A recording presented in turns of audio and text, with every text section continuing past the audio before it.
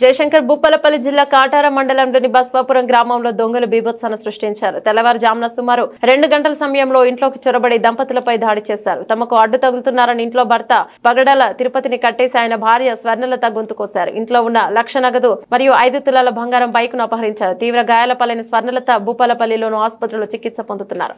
Bhupalpally OST బోనాల Kishan, Kataram DSP Rammohan Reddy, SI Abhinav police అధికారులు సంఘటన స్థలాన్ని పరిశీలించి కేసు నమోదు చేసుకుని దర్యాప్తు చేస్తున్నామని తెలిపారు.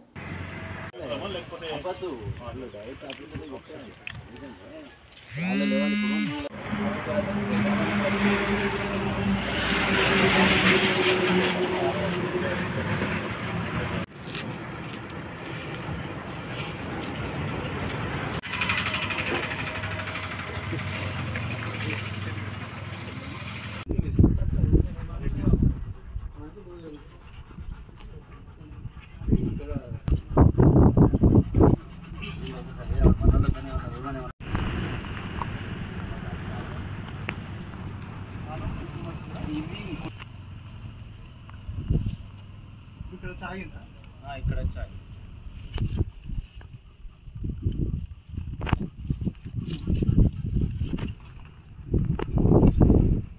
ఫోటో పై నుంచి